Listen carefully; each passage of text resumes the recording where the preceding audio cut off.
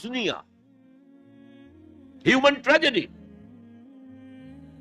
آپ کو معلوم ہے گوتم بدھ کیا بپتا پڑی تھی اس پر کہ شہزادہ تھا کپل وستو کا، محل میں رہتا تھا، جوان بیوی تھی، ایک بچہ بھی، بیٹا وہ بھی تھا. جوان بیوی کو اور بیٹے کو چھوڑ کر جنگلوں میں نکل گیا. کیوں؟ اس نے دیکھا دنیا میں دکھ بہت ہے. کہیں وہ دیکھا اس نے اندھا ایک آدمی ہے، وہ ٹھوکریں کھا رہا، گر رہا. کہیں دیکھا کسی کا بچہ جو ہے عالم نزع میں ہے، کوئی کچھ نہیں کر سکتا، رو رہے پیٹ رہے. کہیں دیکھا جنازہ جا رہا، کندھے کے اوپر رکھ کر جا رہے. تو اس کے فکر کا مرکزی نقطہ کیا ہے؟ سروم دکھم، یہاں تو دکھ ہی دکھ ہے اور کچھ نہیں ہے. اس دکھ سے سیلویشن حاصل کرنے کے لیے وہ نکل گئے. اب کیا اسے ملا کیا نہیں ملا اسے چھوڑ دیجیے، لیکن ایک مثال تو ہے. محل کی زندگی چھوڑ کر، جوان بیوی کو چھوڑ کر، ایک چھوٹے بچے کو چھوڑ کر انسان نکلا ہے باہر. ان الانسان لفی خسر. دنیا کے اندر یہ تکالیف دیکھ کر اتنا متاثر ہو گیا، تو آخرت کی تکالیف وہ تو بہت بڑی ہے، بہت بڑی ہے، بہت بڑی ہے. قرآن مجید کے ہر صفحے کے اوپر جہنم کے کوئی نہ کوئی مناظر دکھا دیے گئے. کیا کھانے کو ملے گا؟ زقوم، جو پیٹ میں جائے گا تو کھولے گا جیسے کہ پانی کھول رہا ہو، اور پھر اس پر پیاس لگے گی تو حمیم ملے گا، گرم پانی یا پیپ، اور زخم کا دھون ملے گا.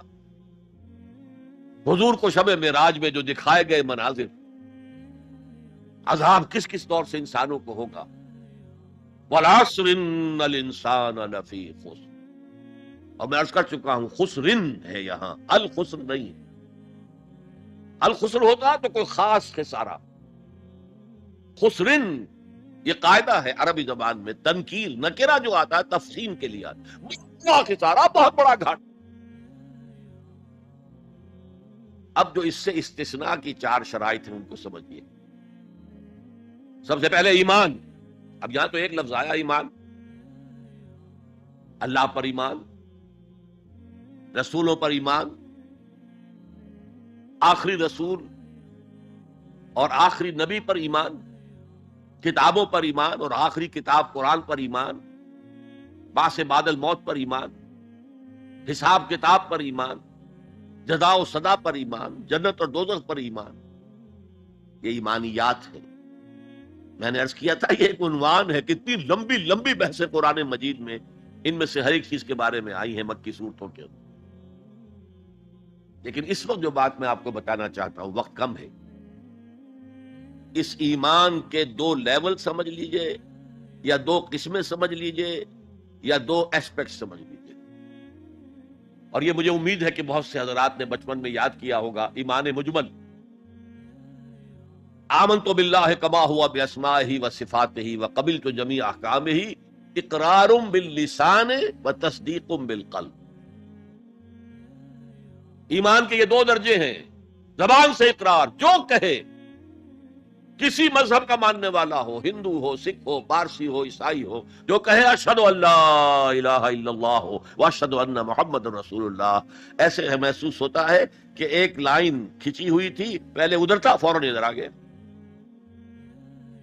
یہ ہے اقرار باللسان. اس کی حیثیت قانونی ایمان کی ہے. ظاہر بات ہے مسلمان باپ کی وراثت مسلمان بیٹے کو جا سکتی ہے، بیٹا مسلمان نہیں ہے تو وراثت نہیں پہنچے گی. Who is a Muslim and who is not a Muslim؟ یہ لیگل کوسچن. مسلمان ریاستوں کے اندر دستور میں ہوگا کہ یہاں ہیڈ آف دی اسٹیٹ مسلمان ہوگا، تو کتنا بڑا لیگل کوسچن ہے کہ کون ہے واقعی مسلمان کون نہیں ہے. تو بہت اہم ہے. لیکن اس کا سارا معاملہ اس دنیا تک ہے کہ ہم ایک دوسرے کو مسلمان سمجھیں. میں اپنی بیٹی نکاح میں دے سکتا ہوں کسی مسلمان. اصل ایمان کیا ہے؟ تصدیق بالقلب. جب دل میں اتر جائے، دل میں کھپ جائے، وہ ہے اصل ایمان. ہم دنیا میں اس کو زیر بحث لا نہیں سکتے. ہمارے پاس کوئی آلہ نہیں ہے دل میں اتار کر دیکھ لیں ایمان ہے کہ نہیں ہے، کوئی نہیں. الیکٹرو کارڈیوگرام کر لیجئے، یہ تو پتہ چل جائے گا کہ اس میٹنگ کے اندر کچھ جو ہے ریگولیرٹی ہے اینجیو پلاسٹی کر دیجئے، معلوم ہو جائے گا کہ اتنی وینز بلاک ہے. بس دل میں ایمان ہے یا نہیں، اس کا کوئی ذریعہ ہمارے پاس نہیں. لہذا دنیا میں ہم ایمان پر بحث ہی نہیں کر سکتے. ہم کسی کے بارے میں یہ نہیں کہہ سکتے یہ صاحب ایمان ہے اور یہ نہیں ہے. ہاں مسلمان ہے تو مسلمان کے جو حقوق ہیں اسے ملیں گے. وہ فاسق بھی ہو تو مسلمان ہے، فاجر بھی ہو تو مسلمان ہے، متقی ہو تب بھی مسلمان ہے، نیک ہو عبادت گزار ہو تب بھی مسلمان ہے. اور لیگلی اور کانسٹیٹیوشنلی ان میں کوئی فرق نہیں ہے. المسلم کفر لکل مسلم، امام ابو حنیفہ رحمۃ اللہ علیہ کا قول بہت اہم ہے. اتنی اہمیت تو اس کی ہے کہ ذرا سی ایک خطا ہو گئی تھی حضرت اسامہ ابن زید سے. حضور کو بہت محبت تھی اسامہ سے، اپنے پوتے کی طرح سمجھتے تھے، اس لیے کہ زید کو تو اپنا بیٹا بنایا ہوا تھا، زید ابن حارثہ کو. تو بعد میں جب آیت اتری کہ یہ کوئی منہ بولا بیٹا اسلام میں کوئی شے نہیں ہے، ورنہ پہلے انہیں کہتے تھے زید ابن محمد، اس کے بعد دوبارہ وہ زید ابن حارثہ رہ گئے. لیکن محبت کتنی تھی زید سے، اور اس اعتبار سے گویا کہ حضرت اسامہ ابن زید وہ تو حضور کے پوتوں کے مانے. ان سے غلطی ہو گئی. ایک جنگ میں ایک کافر کے ساتھ مقابلہ ہوا دو بدو. اس کافر نے جب سمجھا کہ میری تو بس ہو گئی، اب میں مزید مقابلہ نہیں کر سکتا، اب میری جان اس کے ہاتھ میں ہے، اسامہ کے ہاتھ میں، انہوں نے پڑھ دیا کلمہ اشہد ان لا الہ الا اللہ واشہد ان محمد رسول اللہ. انہوں نے یہی سمجھا جو ہم ہوتے تو سمجھتے کہ جان بچانے کا ہیلا کر رہا ہے، لہذا گردن اڑا دی. کچھ دل میں اپنے خدشہ سا رہا یہ صحیح کام کیا میں نے یا نہیں، یا ہو سکتا ہے حضور کو کسی اور ذریعے سے اطلاع پہنچی ہو. طلب فرمایا اسامہ یہ تم نے کیا کیا؟ حضور اس نے جان بچانے کے لیے کلمہ پڑھا تھا، آپ نے نہیں کہا کہ تم غلط کر رہے. اللہ شققنا قلبہ، تم نے اس کا دل چیر کے کیوں نہیں دیکھ لیا؟ یعنی نہ تم دل چیر کے دیکھ سکتے ہو، کیا تمہیں معلوم ہے، کیسے کہہ سکتے ہو یقین سے کہ اس نے جان بچانے کو کلمہ پڑھا؟ اور اے اسامہ کیا کرو گے قیامت کے دن جبکہ یہ کلمہ تمہارے خلاف استغاثہ لے کر آئے گا؟ تو اس کی بھی بہت بڑی اہمیت ہے. دنیا میں پورا لیگل اینڈ کانسٹیٹیوشنل نظام اسلام پر قائم ہے، اقرار باللسان پر قائم، لیکن اصل ایمان دل میں. یہ سورہ حجرات میں فرمایا گیا جو اس موضوع پر قرآن حکیم کی اہم ترین آیات، آیت نمبر 14 ہے یہ. قالت الاعراب آمنا قل لم تؤمنوا ولكن قولوا اسلم. اے نبی یہ بدو جو ہے یہ کہہ رہے ہیں ہم ایمان لے آئے، دعویٰ کر رہے ہیں ایمان کا، آپ ان سے کہہ دیجئے تم ایمان ہرگز نہیں لائے ہو، یوں کہو کہ ہم مسلمان ہو گئے ہیں، ہم نے اطاعت قبول کر. وَلَمَّا يَدْخُلِ الْإِيمَانُ فِي قُلُوبِكُمْ، ابھی تک ایمان تمہارے دلوں میں داخل نہیں ہوا. اللہ تو کہہ سکتا ہے نا. یہ کون سے بدو تھے اصل میں جان لیجئے. اذا جاء نصر اللہ والفتح ورأيت الناس يدخلون في دین اللہ افواجا. جب حضور کو آخری فتح حاصل ہو گئی تو اب تمام قبیلوں نے باہم مشورہ کیا اپنی اپنی جگہ پر. It's no use resisting now, اب ہم مزید جو ہے محمد کا راستہ روک نہیں سکتے صلی اللہ علیہ وسلم، چلو چلیں، اور چل کر اسلام لے آئے. اب اس وقت جو اسلام لائے لوگ، ان کی 3 حالتیں ہو سکتی تھی. ایک تو یہ کہ واقعی ایمان دیانت کے ساتھ، شعور کے ساتھ، خلوص کے ساتھ ایمان لائے تو وہ مومن ہو گئے. اور ایسا بھی ہو سکتا ہے کچھ لوگوں نے سوچا کہ اب تو ہمارا بس جو ہے نہیں چل رہا ہے، ابھی تو دبک جاؤ ذرا، پھر موقع کا انتظار کر کے کھڑے ہوں گے دوبارہ اور پھر ہم ان کو ختم کر دیں گے. جیسے کہ ہوا حضور کے انتقال کے بعد کتنے بڑے بڑے فتنے اٹھے، جھوٹے نبی کھڑے ہو گئے، مانعین زکات کھڑے ہو گئے. تیسرا کہ نہ تو مثبت طور پر ان کے دلوں میں ایمان تھا، نہ منفی طور پر دھوکہ دینا مقصود تھا.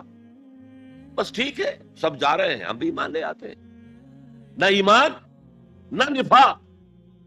وہ پہلے جنہوں نے دھوکہ دینے کے لیے اور ٹائم گین کرنے کے لیے اور اس لیے کہ اب ہمارا بس نہیں چل رہا ہے، پھر دیکھیں گے، پھر کھڑے ہوں گے، جو انہوں نے یہ کیا وہ منافق.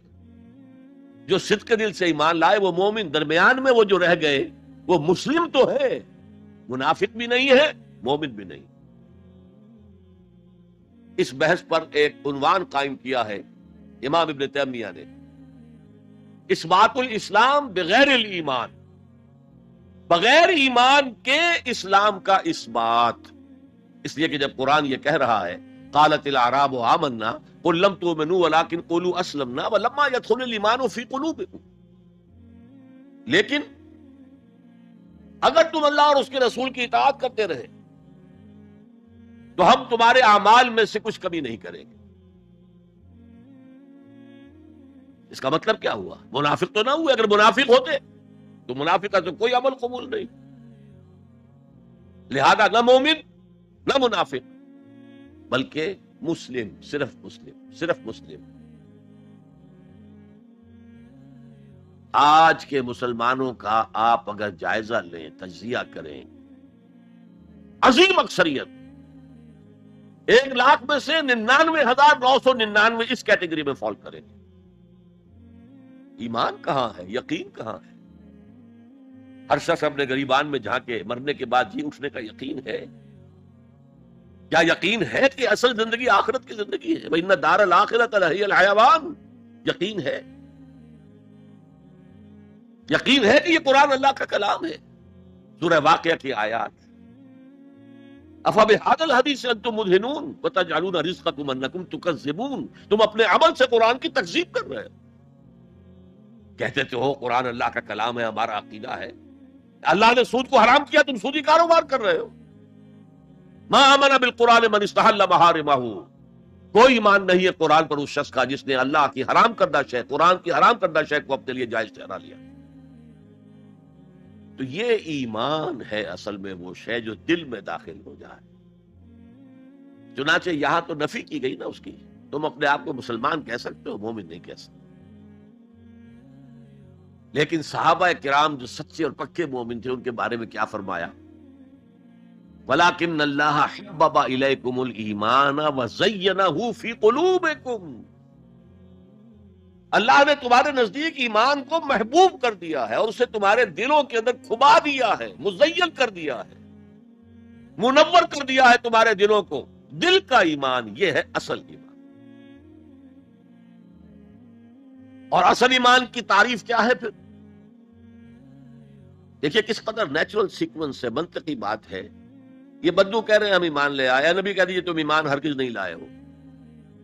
ما آمن تم نہیں آیا، لم تؤمنوا یہ تاکید کے لیے ہوتا ہے، بہت تاکید. ہرگز ایمان نہیں لائے ہو. ولکن قولوا اسلمنا، بلکہ کہو کہ ہم اسلام لے آئے ہیں، ہم نے اطاعت قبول کر دی. ولما يدخل الايمان في قلوبكم، ابھی تب ایمان تمہارے دلوں میں داخل نہیں آیا. وَإِن تُطِيعُوا اللَّهَ وَرَسُولَهُ لَا يَلِتْكُم مِّنْ أَعْمَالِكُمْ شَيْئًا إِنَّ اللَّهَ غَفُورٌ رَّحِيمٌ. اس حالت میں بھی اگر تم اللہ اور اس کے رسول کی اطاعت کرتے رہو گے تو یہ اللہ تعالیٰ چونکہ غفور اور رحیم ہے، یہ رعایت کرے گا کہ تمہارے اعمال کو تسلیم کر لے گا اور اس کے اجر سے تمہیں محروم نہیں کرے گا. لیکن اصل سیکوینس جو میں بتا رہا تھا، اب اس آیت کے نتیجے میں سوال پیدا ہو گیا نا. ڈیفائن ایمان. ایمان we want to be accepted as مومنز. تو بتایا جائے ایمان کیا ہے، اس کے تقاضے کیا ہے. کانٹیکسٹ کے اعتبار سے یہ قرآن مجید کی اہم ترین آیت ہے ایمان کو ڈیفائن کرنے کی. انما المؤمنون الذين آمنوا بالله ورسوله ثم لم يرتابوا وجاهدوا باموالهم وانفسهم في سبيل الله. مومن تو صرف وہ ہے جو ایمان لائے اللہ پر، اس کے رسول پر، پھر شک میں ہرگز نہیں پڑے، یقین کی کیفیت ہو گئی. ابھی آپ نے سورہ تکاثر سنی تھی. عین الیقین، علم الیقین. ایک تیسرا درجہ اور ہے حق الیقین. یقین کے بھی 3 درجے ہیں، معمولی بات نہیں ہے. ایک ہے حدیث میں جسے کہا گیا احسان. حضرت جبرائیل نے حضور سے پوچھا اخبرنی عن الاحسان. آپ نے فرمایا ان تعبد اللہ. ایک روایت میں ان تعمل للہ ہے، تیسری روایت میں ان تخشى اللہ کانک تراہ فإن لم تکن تراہ فإنہ یراک. احسان یہ ہے کہ تم اللہ کی عبادت کرو یا اللہ کے لیے عمل کرو، بھاگ دوڑ کرو، یا اللہ کا خوف تمہارے دلوں میں ہو اس طرح گویا کہ تم اللہ کو اپنی آنکھوں سے دیکھ رہے ہو. یہ احسان، یقین کا وہ درجہ. تو انما المؤمنون الذین آمنوا باللہ ورسولہ ثم لم یرتابوا، پھر انہوں نے شک ہرگز نہیں کیا. وجاہدوا باموالہم وانفسہم فی سبیل اللہ، اور پھر جہاد کیا انہوں نے اپنے مالوں کے ساتھ، اپنی جانوں کے ساتھ اللہ کی راہ. یہ ذرا تفصیل طلب مسئلہ ہے، جہاد سے مراد کیا ہے، کسی اور موقع پر انشاءاللہ اس پر روشنی ڈالوں گا. لیکن اس وقت موضوع کے اعتبار سے کیا بات تھی کہ ایمان کے دو درجے ہیں. ایک ایمان قانونی ہے جو اقرار باللسان پر مبنی ہے، ایک ایمان حقیقی ہے جو قلبی یقین سے عبارت ہے. اب ایک نیا مسئلہ سامنے آتا ہے، آیا اعمال ایمان کا حصہ ہیں یا ایمان پر مستزاد کوئی حقیقت ہے اعمال صالحہ؟ کیونکہ اگلی شرط کیا ہے؟ وَعَمِلُوا الصَّالِحَاتِ إِلَّا الَّذِينَ آمَنُوا وَعَمِلُوا الصَّالِحَاتِ. اب اس میں آپ کو شاید حیرت بھی ہوگی، ہمارے دو سب سے بڑے امام اس میں بالکل متضاد آراء رکھتے ہیں. امام ابو حنیفہ کہتے ہیں عمل ایمان کا حصہ نہیں ہے، وہ ایک علیحدہ ایڈیشنل چیز، اور وہ نہ گھٹتا ہے نہ بڑھتا ہے، ایک سٹیٹ میں رہتا ہے. یہ ہے رئیس الفقہاء اور سید المحدثین امام بخاری کہتے ہیں الایمان قول وعمل ویزید وینقص. ہے نا متضاد بات؟ ایمان تو قول اور عمل کے مجموعے کا نام ہے. عمل صالح ایمان کے اندر انہیرنٹلی موجود ہے، اور یہ گھٹتا بھی ہے بڑھتا بھی ہے. اصل میں ان دونوں میں تطبیق کیا ہے یہ سمجھ لیجئے، کوئی بھی غلط نہیں کہہ رہا. امام ابو حنیفہ فقیہ ہیں، ان کا ذہن قانونی ہے. قانونی ایمان عمل سے علیحدہ ایک شے ہے. گناہ کبیرہ کا مرتکب بھی کافر نہیں ہوتا، عمل علیحدہ شے ہے. چوری کیا ہاتھ کاٹ دو لیکن وہ کافر نہیں ہو گیا. شادی شدہ نے زنا کیا ہے، اس کو سٹوننگ کر کے اس کو مار دو، لیکن اس کی نماز جنازہ پڑھنی ہوگی، ہے مسلمان، کافر نہیں. اس اعتبار سے وہ قانونی ایمان علیحدہ ہے، عمل علیحدہ. اور یہ قانونی ایمان نہ گھٹتا ہے نہ بڑھتا ہے. یہ تو ایک سٹیٹس ہے جو آپ کو کانسٹیٹیوشنلی لیگلی حاصل ہو گیا ہے، اس میں کوئی کمی بیشی نہیں ہوگی. سادہ ترین مثال یہ ہے، ایک باپ کے دو بیٹے تھے یا ہیں، ایک بڑا متقی ہے، تہجد گزار ہے، نیک ہے، عابد ہے، زاہد ہے. ایک فاسق و فاجر ہے لیکن ہے مسلمان. کیا وراثت میں اس متقی کو زیادہ حصہ ملے گا اور فاسق و فاجر کو کم ملے گا؟ نہیں. Legally they are equal.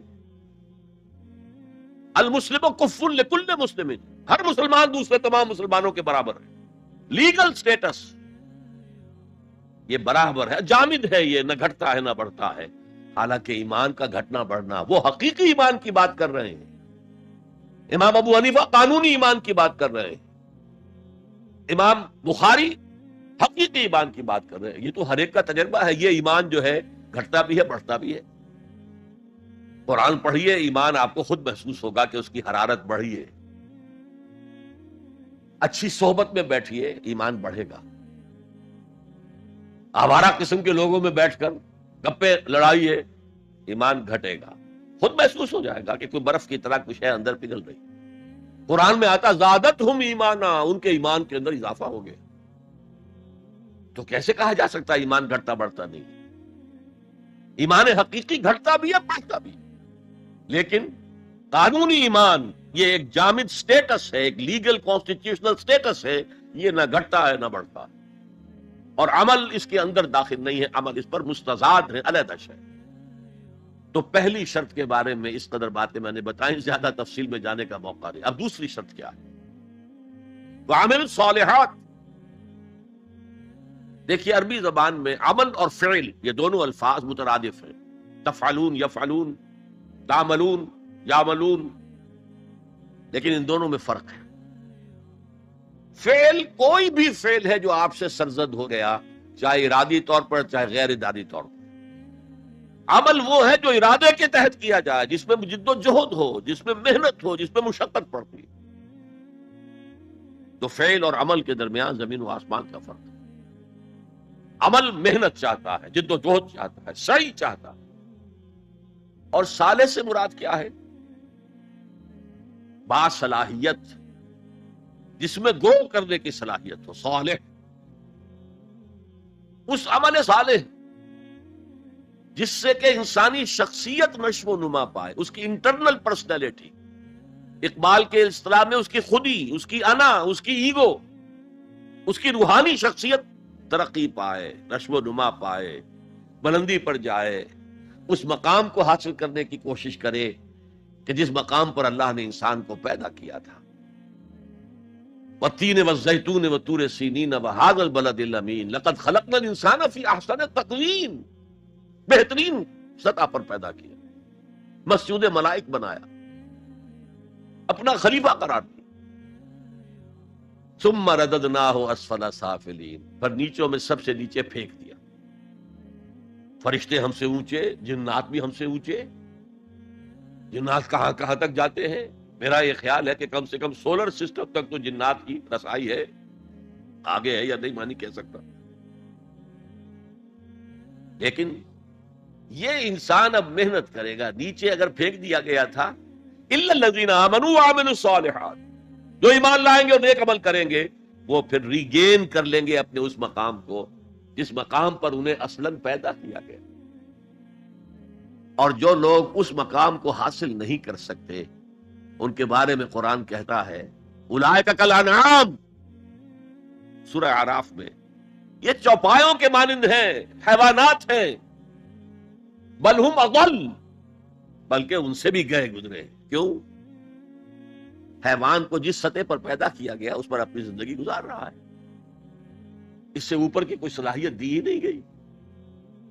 انسان کو لقد خلقنا الانسان فی احسن تقویم، اگر انسان حیوان کی سطح پر گر جائے جیسے کہ آج گر چکا ہے تو وہ حیوانات سے بدتر۔ اولئک کالانعام بل ہم اضل لہم قلوب لا یفقہون بہا لہم اعین لا یبصرون بہا لہم آذان لا یسمعون بہا، ان کا دل ہے اس سے غور نہیں کرتے، آنکھیں ہیں ان سے دیکھتے نہیں ہیں، کان ہیں ان سے سنتے نہیں ہیں۔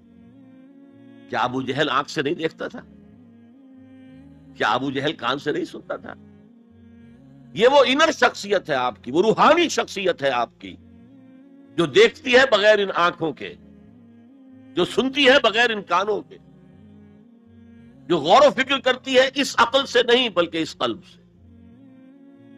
تو اللہ نے تو سب کچھ دیا تھا، ہر ایک میں وہ روح پھونکی ہوئی ہے، لیکن یہ لوگ اپنی اس روح سے بیگانہ ہو گئے ہیں، بھول گئے ہیں کہ ہمارے اندر کوئی ڈیوائن ایلیمنٹ بھی ہے۔ ڈیوائن سپارک، یہ لفظ جو ہے مغربی فلسفے میں استعمال ہوتا ہے، ڈیوائن سپارک، ایک شعلہ ملکوتی ہمارے اندر ہے، انہوں نے بھی دیکھا ہے۔ لیکن آج کا انسان خاص طور پر ڈارون کے نظریے کے پھیلاؤ کی وجہ سے، یہ نظریہ بایولوجی کے میدان کا نظریہ تھا اور بایولوجی کے میدان میں اسے تقریباً ریجیکٹ کیا جا چکا، لیکن سوشل سائنسز میں اس طرح پرمیٹ کر چکا، سوشالوجی میں، سائیکالوجی میں اس طرح پرمیٹ کر گیا ہے کہ آج کا انسان اپنے آپ کو سوائے حیوان کے کچھ نہیں سمجھتا۔ یہ ہیومن ٹریجڈی سب سے اونچی ہے، وہ شرف جو اللہ نے عطا کیا تھا، وہ مقام اور مرتبہ جو اللہ نے عطا کیا تھا، اس سے انسان خود مستعفی ہو گیا۔ نتیجہ کیا نکلا ہے کہ جیسے ہم کہتے ہیں کہ گھوڑا اور گدھا کیا فرق ہے؟ گھوڑا ذرا ریفائنڈ اینیمل ہے، تب غلط ہے اس میں، گدھا بیچارہ کورس اینیمل ہے، باقی فرق کیا ہے یہ بتائیں۔ اسی طرح انسان اور شمپینزی اور گوریلا میں کیا فرق ہے یہ بتائیں ہمیں۔ عمل صالح جو ہے وہ اس لیے ہے، اور یہ بھی نوٹ کر لیجئے جب یہ سورت اتری تو عمل صالح سے کیا مراد تھا؟ شریعت تو ابھی نازل ہی نہیں ہوئی، عمل صالح ایک ہی تھا، ان الذین قالوا ربنا اللہ ثم استقاموا، جنہوں نے کہا ہمارا رب اللہ ہے پھر جم گئے، چاہے مارا جا رہا ہے، چاہے دہکتے ہوئے انگاروں پر لٹایا جا رہا ہے۔ خباب بن الارت رضی اللہ تعالی عنہ لوہار تھے پیشے کے اعتبار سے، بلایا گیا، حضور پر ایمان لے آئے تھے، انگارے زمین پر بچھا دیے گئے، دہکتے ہوئے انگارے، کہا اتارو کرتا، اتار دیا، لیٹ جاؤ، لیٹ گئے انگاروں کے اوپر، اس لیے کہ حضور کا حکم یہ تھا چاہے تمہارے ٹکڑے کر دیں، چاہے تمہیں بھون دیں، تم نے کوئی جوابی کارروائی نہیں کرنی، کفو ایدیکم، اپنے ہاتھ بندے رکھو۔ قرآن میں تو یہ کہیں جا کر سورہ نساء میں حکم آیا ہے، ایک زمانہ تھا جب کہ تمہیں حکم تھا کہ اپنے ہاتھ روکے رکھو، مکے میں یہ حکم حضور نے دیا تھا، لہذا لیٹ گئے، پیٹھ کی کھال چلی، چربی پگھلی، اس سے وہ انگارے ٹھنڈے ہوئے۔ ان الذین قالوا ربنا اللہ ثم استقاموا، پھر جم گئے۔ یا صرف ایک عبادت دی گئی تھی، راتوں کو کھڑے رہا کرو، یا ایھا المزمل قم اللیل الا قلیلا نصفہ او انقص منہ قلیلا او زد علیہ ورتل القرآن ترتیلا۔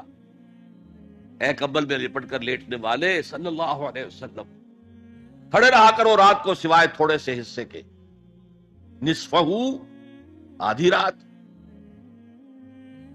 اب انقص منہ قلیلا، یا اس میں سے کچھ کم کر لو تو ایک تہائی رات، اور زد علیہ ہے، یا آدھی رات پر اور اضافہ کرو تو دو تہائی رات، اور قرآن پڑھتے رہو پڑھتے رہو پڑھتے رہو پڑھتے رہو۔ حالانکہ قرآن کتنا نازل ہوا تھا ابھی؟ کیا یہ 30 پارے موجود تھے؟ جو چند آیتیں اتری ہیں، repeat and repeat and repeat and repeat, hammer them down into your heart and brain۔ یہ عبادت تھی، باقی نہ ابھی 5 وقتہ نماز ہے، نہ روزہ ہے، کوئی شے نہیں، نہ سود حرام ہے، نہ شراب حرام ہے۔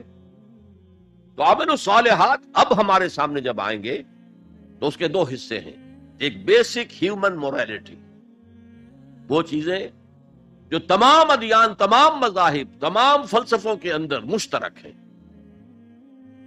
جھوٹ بولنا برا ہے، سچ بولنا اچھا ہے، وعدہ پورا کرنا اچھا ہے، وعدہ خلافی کرنا برا ہے، کسی کی ضرورت پوری کر دینا اچھا ہے اور کسی کو جھڑک دینا برا ہے، والدین کی خدمت کرنا اچھا ہے اور اس سے اعراض کرنا برا ہے، کون نہیں جانتا؟ یہ تو ہے بیسک موریلٹی جو مکی صورتوں میں شروع میں آئی ہے، بہت بہت تکرار کے ساتھ۔ ارأیت الذی یکذب بالدین فذلک الذی یدعو الیتیم ولا یحض علی طعام المسکین۔ کیا تم نے دیکھا اس شخص کو جو جزا و سزا کا منکر ہے، آخرت کا منکر ہے؟ وہی تو ہے جو یتیم کو دھکے دیتا ہے اور مساکین کو کھانا خود کھلانا تو درکنار، کسی اور کو بھی کہنے کو تیار نہیں ہے کہ کھانا کھلا دو۔ پتہ نہیں پلٹ کر وہ کہہ دے تم کیوں نہیں کھلاتے۔ ویل لکل ہمزۃ لمزہ، ہلاکت ہے ہر اس شخص کے لیے جو رو در رو عیب چینی کرتا ہے یا پیچھے برائی کرتا ہے، طنز کرتا ہے۔ ویل لکل ہمزۃ لمزہ الذی جمع مالا وعددہ، مال جمع کرتا ہے، گنتا رہتا ہے، اب میرا بیلنس شیٹ یہاں آ گیا ہے، اب بیلنس شیٹ یہاں آ گیا ہے، پہلے اتنے کروڑ کے ایسٹس تھے، آج اتنے کروڑ کے، اسی حساب کتاب میں۔ بیسک ہیومن موریلٹی اور شریعت کے احکام، یہ دونوں آئیں گے۔ اب وہ شریعت پوری ہو چکی محمد رسول اللہ صلی اللہ علیہ وسلم پر، اب ہمیں اس پر عمل کرنا ہے، اور یہ کوئی بوجھ نہیں ہے، یہ ہماری شخصیت کی نشو و نما کے لیے۔ میں ایک مثال دیا کرتا ہوں، آپ کسی پہاڑی اسٹیشن کی طرف جا رہے ہوں، گرما کا صدر مقام کوئی ہوتے ہیں پہاڑی، شملہ ہوتا تھا کبھی، تو آپ دیکھیں گے سڑک پر جہاں بجا نشانات لگے ہوئے، یہاں سپیڈ کم کر لو ورنہ ٹرن ایسا آ رہا ہے کہ ہو سکتا ہے کہ سپیڈ کم نہ ہو تو تمہاری گاڑی جو ہے وہ سیدھی کھائی میں جائے۔ تو یہ جو کوشنز ہیں یہ اس کی بھلائی کے لیے ہیں۔ آدمی کہے خامخواہ ہمارے اوپر پابندی لگا رکھی ہے، یہ نہیں، تمہاری بھلائی کے لیے، شریعت تمہاری بھلائی کے لیے، تمہاری شخصیت کے صحیح نشو و نما کے لیے، تاکہ تم اس مقام پر پہنچ جاؤ جس مقام پر کہ اللہ تعالیٰ نے تمہیں پیدا کیا تھا۔ وَالتِّينِ وَالزَّيْتُونِ وَطُورِ سِينِينَ وَهَٰذَا الْبَلَدِ الْأَمِينِ لَقَدْ خَلَقْنَا الْإِنسَانَ فِي أَحْسَنِ تَقْوِيمٍ۔ اچھا اب ذرا چند احادیث سن لیجئے۔ حقیقی ایمان کے اعتبار سے میں نے آپ کو بتایا، امام بخاری کے نزدیک عمل علیحدہ نہیں ہے، ایمان کا جز ہے، اور بے شمار احادیث اس پر دلالت کرتی ہیں۔ حضور فرماتے ہیں صلی اللہ علیہ وسلم، واللہ لا یؤمنو واللہ لا یؤمنو واللہ لا یؤمنو، خدا کی قسم فلاں شخص مومن نہیں ہے، خدا کی قسم وہ مومن نہیں ہے، خدا کی قسم وہ مومن نہیں ہے۔ صحابہ لرز گئے، کانپ گئے، کون ہے بدبخت اور شقی جس کے بارے میں اللہ کے رسول 3 مرتبہ اللہ کی قسم کھا کر کہہ رہے کہ وہ مومن نہیں؟ پوچھا گیا من یا رسول اللہ کے رسول کون؟ فرمایا الذی لا یامن جارہ بوائقہ، وہ شخص جس کی ایذا رسانی سے اس کا پڑوسی امن میں نہیں ہے، چین میں نہیں۔ کیسے سیپریٹ کریں گے ایمان کو عمل سے؟ ہے کوئی آری جو کاٹ دے ان کو علیحدہ علیحدہ کر دے؟ لیکن یہ حقیقی ایمان کی بات ہے، قانونی ایمان کی بات نہیں ہے۔ ویسے یہ تو کوئی گناہ کبیرہ بھی نہیں، یہ تو کج خلقی ہے نہ صرف، لیکن اس کے اوپر 3 دفعہ قسم کھائی جا رہی ہے، مومن نہیں ہے، نہیں ہے، نہیں۔ فرمایا لا یزنی الزانی حین یزنی وہو مومن، کوئی زانی حالت ایمان میں زنا نہیں کرتا۔ وہ ایمان 2 کوڑی کا نہیں کہ جو دل میں موجود ہو اور پھر کوئی شخص زنا کرے، تو کیا قیمت ہے اس ایمان کی؟ 2 کوڑی نہیں۔ ولا یسرق السارق حین یسرق وہو مومن، اور نہ ہی کوئی چور جب چوری کرتا ہے تو وہ مومن ہوتا ہے۔ ولا یشرب الخمر حین یشرب وہو مومن، اور نہ کوئی شرابی شراب پیتا ہے تو اس وقت مومن ہوتا ہے، مومن نہیں ہوتا۔ ہاں توبہ کرے تو ایمان واپس آ جائے۔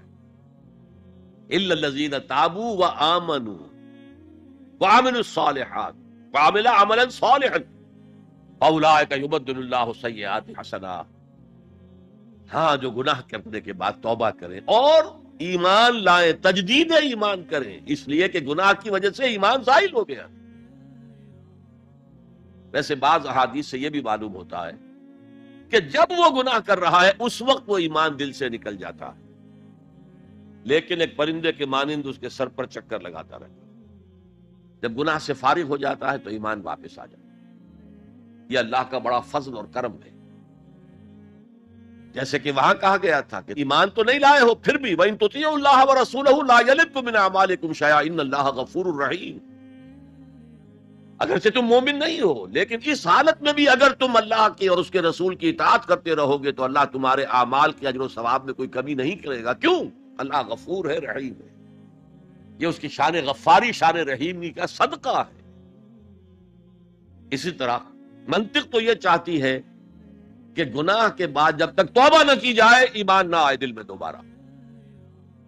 اور ایک آیت جو میں نے آپ کو سورہ فرقان کی سنائی اس سے بھی یہ متبادر ہوتا ہے، لیکن بعض احادیث سے معلوم ہوتا ہے اور ہمارے ہاں اہل سنت کا عقیدہ یہی ہے کہ جب گناہ سے وہ فارغ ہو جاتا ہے تو ایمان جو ہے پھر دل میں آ جاتا ہے۔ لیکن ایمان اور عمل صالح کا چولی دامن کے ساتھ ہے، آپ علیحدہ نہیں کر سکتے۔ ایک اور حدیث حضرت انس رضی اللہ تعالی عنہ فرماتے ہیں، جو 9 برس تک حضور کے خادم خاص رہے، وہ فرماتے ہیں قلما خطبنا رسول اللہ صلی اللہ علیہ وسلم الا قال لا ایمان لمن لا امانۃ له ولا دین لمن لا عہد له۔ شاذ ہی کبھی ایسا ہوا ہوگا کہ حضور نے ہمیں کوئی خطبہ ارشاد فرمایا اور اس میں یہ الفاظ نہیں کہے، گویا کہ ہمیشہ اپنے خطبے میں یہ حدیث بیان کرتے تھے آپ، جس شخص میں امانت داری کا وصف نہیں ہے اس کا کوئی ایمان نہیں، کیٹیگوریکل سٹیٹمنٹ ہے، کوئی ایمان نہیں۔ اور جس شخص میں ایفائے عہد کا مادہ نہیں اس کا کوئی دین نہیں۔ دین تو نام ہے، آپ عہد کرتے ہیں اللہ سے، ایاک نعبد و ایاک نستعین، اے اللہ ہم تیری ہی بندگی کرتے ہیں اور کرتے رہیں گے، اور اے اللہ ہم تجھ ہی سے مدد مانگتے ہیں اور مانگتے رہیں گے۔ جو شخص چھوٹی چھوٹی باتوں میں وعدہ خلافی کرے وہ اتنے بڑے وعدے کو نبھائے گا جو پوری زندگی کے اوپر حاوی ہے۔ تو یہ نوٹ کر لیجئے، لیگل لیول پر، لیگل ایمان کے لیول پر ایمان علیحدہ، عمل علیحدہ۔ حقیقی لیول پر، قلبی ایمان والے لیول پر ایمان اور عمل صالح گتھے ہوئے ہیں، چولی دامن کا ساتھ ہے، ان کو ایک دوسرے سے جدا کرنا مشکل۔ اب آئیے تیسری شرط، وتواصوا بالحق، انہوں نے آپس میں یا بہت زیادہ شدت کے ساتھ، باب تفاعل کے اندر دو خواص ہیں، مل جل کر کوئی کام کرنا یا مبالغہ ہوتا ہے، بہت شدت سے وہ کام کرنا۔ میں ان دونوں کے اعتبار سے ترجمہ کروں گا۔ اور وصیت کا لفظ آتا ہے ہمارے ہاں جب کوئی شخص مرتے ہوئے جو بات کہتا ہے، اہم ترین بات جو سمجھے گا وہی تو کہے گا۔ وہ لوگ آپس میں ایک دوسرے کو حق کی نصیحت کرتے ہیں یا وہ عوام الناس کو حق کی وصیت کرتے ہیں بڑی شدت کے ساتھ، دونوں ترجمے ہو گئے۔ یہ عمل صالح اور ایمان کا لازمی تیسرا نتیجہ ہے۔ دیکھیے فزیکل لا بھی یہ ہے، اگر کہیں بھٹی ہے آگ کی تو اس سے حرارت ماحول میں نفوذ کرے گی، اگر برف کی سل رکھی ہوئی ہے تو اس سے برودت ٹھنڈک ماحول میں پھیلے گی۔ اگر کسی میں عمل صالح اور ایمان ہے تو ممکن نہیں ہے کہ اس کی ذات سے نیکی کا پھیلاؤ نہ ہو، نیکی اس کی ذات سے نہ نکلے، نہ دوسروں تک پہنچے۔ It's the physical phenomenon۔ Number 2، یہ شرافت اور مروت کا تقاضا ہے۔ اگر آپ کو اللہ نے ہدایت دی ہے، share it with others۔ شرافت، مروت۔ حضور نے فرمایا لا یؤمن احدکم حتی یحب لاخیہ ما یحب لنفسہ، تم میں سے کوئی شخص مومن نہیں ہو سکتا جب تک کہ وہ اپنے بھائی کے لیے بھی وہی بات پسند نہ کرے جو اپنے لیے پسند ہے۔ اگر تم اسلام لے آئے ہو، ایمان لائے ہو، نیک عمل کر لیے، بھائی اپنے بھائیوں تک پہنچاؤ جن سے تمہیں محبت ہے، جن کے ساتھ خلوص ہے، جن کے ساتھ اخلاص ہے۔ یہ دوسری بنیاد ہے کہ ایمان اور عمل صالح سے تواصی بالحق خود بخود برآمد ہو۔ اور ایک تیسری بات ہے حمیت، غیرت۔ میں یہاں آپ کو ایک حدیث سنا رہا ہوں۔ ایک طویل عرصے تک اپنے زمانہ طالب علمی میں یہ حدیث خطبہ جمعہ میں سنتا رہا۔ مولانا تھانوی رحمۃ اللہ علیہ نے جو خطبات جمعہ مرتب کی ان میں یہ حدیث ہے۔ حضور ارشاد فرماتے ہیں اوحى اللہ عز وجل الی جبرائیل علیہ الصلوۃ والسلام ان اقلب مدینۃ کذا وکذا باہلھا۔ اللہ تعالیٰ نے وحی کے ذریعے سے حکم دیا حضرت جبرائیل کو کہ فلاں فلاں بستیوں کو الٹ دو، تلپٹ کر دو، جیسے سدوم اور عمورہ کی بستیوں پر عذاب آیا تھا ویسا عذاب ان بستیوں کے اوپر لے آؤ۔ قال فقال، حضور فرماتے ہیں کہ اس پر حضرت جبرائیل نے عرض کیا یا رب ان فیہا عبدک فلان لم یعصک طرفۃ عین، اے اللہ میں اس بستی کو الٹ دوں، اس میں تو تیرا فلاں بندہ بھی ہے جس نے کبھی پلک جھپکنے جتنی دیر بھی کسی گناہ میں بسر نہیں کی۔ اب آپ کسی آدمی کی نیکی کا تصور کیجئے، یہ گواہی دینے والے کوئی کرائے کے گواہ نہیں ہے جو عدالتوں میں پھرتے رہتے ہیں جو چاہو گواہی دلوا لو، اتنے پیسے چاہیے۔ جبرائیل ہے، اور کس کی جناب میں کہہ رہے ہیں؟ جہاں ابو جہل بھی جھوٹ نہیں بول سکے گا۔ یا رب ان فیہا عبدک فلان لم یعصک طرفۃ عین، الٹ دوں اس بستی کو۔ اب جواب سنیے، قال فقال، حضور فرماتے ہیں اس پر اللہ نے فرمایا اقلبها علیہ وعلیہم، الٹو اس بستی کو، پہلے اس بدبخت پر اور پھر دوسروں پر۔ فإن وجهه لم يتمعر في ساعة قط، اس لیے کہ میری غیرت کی وجہ سے کبھی اس کے خون نے جوش نہیں مارا، اس کا چہرے کے اوپر خون نہیں آیا۔ آپ کو کوئی ماں کی گالی دے، اگر تو آپ میں جان ہے تو وہ جانے دیں گے اس کو، اور اگر جان نہیں ہے آپ اس کا مقابلہ نہیں کر سکتے تب بھی غصہ آئے گا، کانپیں گے آپ غصے کی وجہ سے، چہرہ آپ کا سرخ ہو جائے گا، یہ تو کم سے کم ہوگا نا۔ لیکن یہ اللہ کا بندہ اپنی نیکی میں لگا رہا، اس نے دیکھا نہیں ماحول میں کیا ہو رہا ہے، ماحول میں اللہ کی شریعت کی دھجیاں بکھیری جا رہی ہیں، ماحول میں اللہ کے احکام پاؤں تلے رونے جا رہے ہیں۔ یہ لگا رہا تو فقط اللہ اللہ اللہ، یہ زیادہ بڑا مجرم ہے، لہذا بستی کو پہلے اس پر پلٹو اور پھر دوسروں پر۔ یہ ہے تعلق تواصی بالحق کا ایمان اور عمل صالح کے ساتھ۔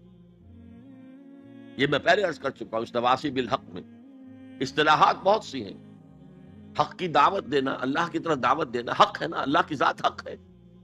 ذالک بان اللہ هو الحق، تو تواصی بالحق میں کیا ہوگا؟ ادعو الی سبیل ربک بالحکمت والموعظۃ الحسنۃ وجادلهم بالتی احسن، یہ بھی تواصی بالحق ہے۔ نیکی کا حکم تو بدی سے روکو، تأمرون بالمعروف وتنہون عن المنکر، یہ بھی تواصی بالحق ہے۔ اور اس کے درجات کہاں سے کہاں تک ہیں؟ اگر بچے کہیں گلی میں کھیل رہے ہیں، کرکٹ کھیل رہے ہیں، آپ ان سے کہتے ہیں بیٹو یہ یہاں پر کھیلنے کی جگہ نہیں ہے، آپ کسی گاڑی کا شیشہ توڑیں گے، آپ کی گیند جو ہے اس سے کسی گاڑی کو نقصان پہنچے گا، کسی انسان کو چوٹ لگ جائے گی، پھر کیا آپ بچ کر چلے جائیں گے وہاں سے؟ آپ کون ہوتے ہیں؟ ہوگی کہ نہیں؟ ریزنٹمنٹ ہوگی کہ نہیں؟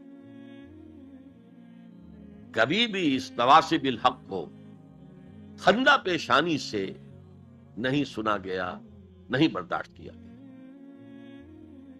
اور اگر کچھ لوگ سمجھتے ہیں کہ ہم تواصی بالحق کر رہے ہیں، پھر بھی معاشرہ اس سے کچھ نہ کہے، انہیں کوئی تکلیف نہ پہنچائے، اس کا مطلب ہے انہوں نے حق کا کوئی ایسا حصہ لیا ہے کہ جو لوگوں کی دکھتی رگ کو نہیں چھیڑتا، اس سے بچ بچ کر چل رہے۔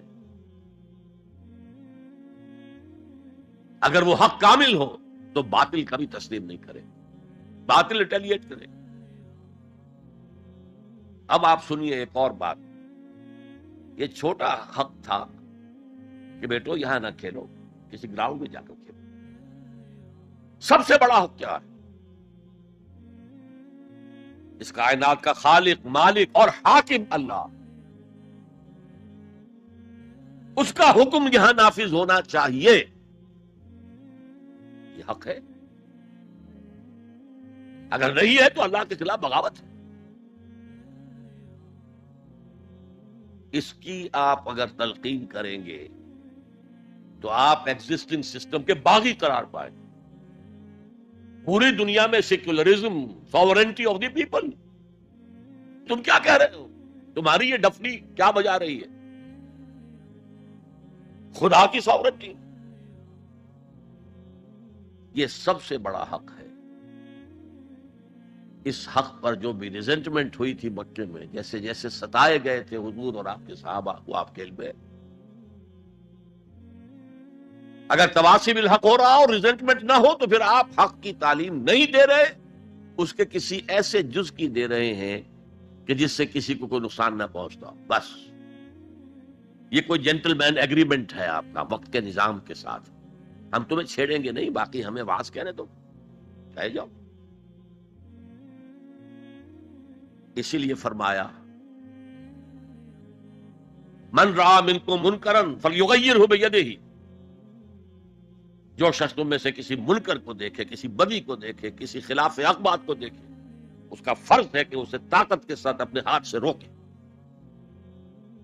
فَإِن لَمْ يَسْتَطِعْ، اگر اس کی طاقت نہ ہو، فَبِلِسَانِهِ، ہی تو زبان سے تو کہہ دو کہ خدا کے بندے یہ کام نہ کرو، یہ غلط ہے، یہ حرام کام ہے، اللہ کے غضب کو دعوت نہ دو، یہ تو کہہ دو۔ اور اگر زبانوں پر بھی تالے ڈال دیے گئے ہوں تو پھر کم سے کم دل سے شدید نفرت ہے۔ اگر یہ بھی نہیں ہے تو پھر ایمان نہیں۔ ذالک اضعف الایمان، یہ ایمان کا کمزور ترین درجہ ہے۔ من رأى منکم منکرا فلیغیرہ بیدہ فإن لم يستطع فبلسانہ فإن لم يستطع فبقلبہ وذالک اضعف الایمان، یہ ایمان کا کمزور ترین درجہ ہے۔ اگر یہ بھی نہیں ہے، بدی کو پھیلتے ہوئے، پھلتے ہوئے، پھولتے ہوئے ہم دیکھ رہے ہوں اور ہماری نیند میں بھی خلل نہ آئے، ہماری غیرت جوش میں نہ آئے، ہم اس کو بدلنے کی کوئی سعی نہ کریں، ہمیں اس کا افسوس تک نہ ہو. وائے ناکامی مکائے کارواں جاتا رہا، کارواں کے دل سے احساس زیاں جاتا رہا، تو پھر ایمان کا کیا سوال. اسی مضمون کی ایک اور حدیث ہے، یہ حضرت ابو سعید الخدری رضی اللہ تعالیٰ عنہ سے، اور مسلم شریف کی روایت ہے جو میں نے آپ کو سنائی. اسی مسلم شریف میں عبداللہ ابن مسعود سے روایت ہے. قال النبی صلی اللہ علیہ وسلم ما بعث اللہ من نبی فی قومہ من قبلی الا کان لہ اصحاب وحواریون یاخذون بامرہ ویقتدون بسنتہ. اللہ تعالیٰ نے جس قوم میں بھی کسی نبی کو مبعوث کیا، اس میں اس کے کچھ نہ کچھ صحابہ، کچھ حواری ہوتے تھے، تھوڑے ہوں زیادہ ہوں. وہ کیا کرتے تھے؟ اپنے نبی کی سنت کو مضبوطی سے پکڑ لیتے تھے اور ان کے حکم کی پیروی کرتے تھے. ثم انہا تخلف من بعدہم خلوف، پھر ہمیشہ ایسا ہوتا رہا کہ ان کے بعد ایسے ناخلق پیدا ہو گئے، یقولون ما لا یفعلون ویفعلون ما لا یؤمرون، جو کہتے تھے جو کرتے نہیں تھے، اور کرتے وہ تھے جس کا حکم ہی نہیں دیا گیا. میلاد النبی کے جلوس نکل رہے، اللہ کے رسول نے حکم دیا تھا. کرتے وہ ہیں جس کا حکم نہیں دیا گیا. یفعلون ما لا یؤمرون ویقولون ما لا یفعلون، اور کہتے وہ ہیں جو کرتے نہیں ہیں. اب سنیے، فمن جاہدہم بیدہ فہو مومن، جو ایسے لوگوں کے خلاف مسلمان ہوں گے نا وہ. ثم انہا تخلف من بعدہم خلوف، یہ غیر مسلموں کی بات نہیں ہو رہی، مسلمانوں کی. مسلمان حکمران آئے تھے. ومن جاہدہم بیدہ فہو مومن، جو کوئی ان کے خلاف جہاد کرے گا ہاتھ سے، طاقت سے، وہ مومن ہوگا. ومن جاہدہم بلسانہ فہو مومن، اور جو ان سے جہاد کرے گا زبان سے، وہ مومن ہوگا. ومن جاہدہم بقلبہ فہو مومن، جو دل سے جہاد کرے گا، یعنی دل سے شدید نفرت رکھے گا، فہو مومن، وہ بھی مومن ہوگا. ولیس وراء ذلک من الایمان حبۃ خردل، اس کے بعد تو ایمان رائی کے دانے کے برابر بھی نہیں. یہ ہے تواصی بالحق، حق کی وصیت کرنا. اچھا، اس میں جو دوسرا پہلو میں نے گنوایا تھا، ایک ہے اس کا عام مفہوم، لوگوں کو پوری شدت کے ساتھ حق کی طرف دعوت دینا، حق کی وصیت کرنا، امر بالمعروف کرنا، نہی عن المنکر کرنا، دین کی طرف بلانا. ایک یہ آپس میں حق کی وصیت کرنا. یہاں سے تصور ابھرتا ہے کہ جو لوگ ایمان اور عمل صالح کی وادیوں میں سے گزر رہے ہوں، انہیں ایک جماعتی شکل میں ہونا چاہیے، اور اس جماعت کی روح ہونی چاہیے تواصی بالحق. آپ کا ایک بھائی غلطی کر رہا ہے، روکیے اس کو. آپ کا ایک ساتھی اس کی کچھ ہمت جواب دے رہی ہے، اس کو حوصلہ دیجیے، اس کو بڑھائیے. یہ تواصی بالحق نہیں ہوگا تو جماعتی زندگی جو ہے وہ کمزور ہوتی چلی جائے. اس کو مولانا فراہی رحمۃ اللہ علیہ نے لکھا ہے کہ اس تواصی سے پہلے تو ایک جماعتی زندگی لازم آتی ہے، اور پھر نظام خلافت کا قیام لازم آتا ہے. اس لیے کہ ایک کام ہے یہ تواصی بالحق کا جو ہم اپنے معاشرے میں کریں، ایک ہے اس کا کام جو پوری عالمی سطح پر ہو. یہ عالمی سطح پر کون کرے گا؟ جب خلافت کا نظام قائم ہوگا تب وہ عالمی سطح پر ہو. تو وجوب قیام خلافت، یہ مولانا فراہی نے اپنی تفسیر سورۃ العصر کے اندر بیان کیا. یہ تواصی کے لفظ اور یہ جماعتی زندگی نوٹ کر لیجئے. حضور نے فرمایا ید اللہ علی الجماعہ، اللہ کا ہاتھ جماعت کے اوپر ہوتا، یعنی اللہ کی تائید، اللہ کی نصرت جماعت کے ساتھ منحصر. حضرت عمر فرماتے لا اسلام الا بالجماعہ ولا جماعہ الا بالامارہ ولا امارہ الا بالاطاعہ. جماعت کے بغیر کوئی اسلام نہیں، اور امارت کے بغیر کوئی جماعت نہیں، اور اطاعت کے بغیر کسی امیر کا کوئی فائدہ ہی نہیں، اس کا حکم مان. تو تواصی بالحق کے ضمن میں ایک اجتماعی زندگی ناگزیر ہے. اسے ایک بڑے پیمانے پر کرنے کے لیے اور سب سے بڑا پیمانہ کیا ہوگا؟ خلافت راشدہ کا نظام کہیں قائم ہو تاکہ وہ پوری دنیا میں تواصی بالحق اس کا فریضہ سر انجام دے. اس لیے کہ حضور کی بعثت جو ہے وہ صرف اہل عرب کی طرف نہیں تھی. وما ارسلناک الا کافۃ للناس بشیرا ونذیرا، اے محمد ہم نے نہیں بھیجا ہے آپ کو مگر تمام انسانوں کے لیے بشیر اور نذیر بنا کر. اب آئیے تواصی بالصبر.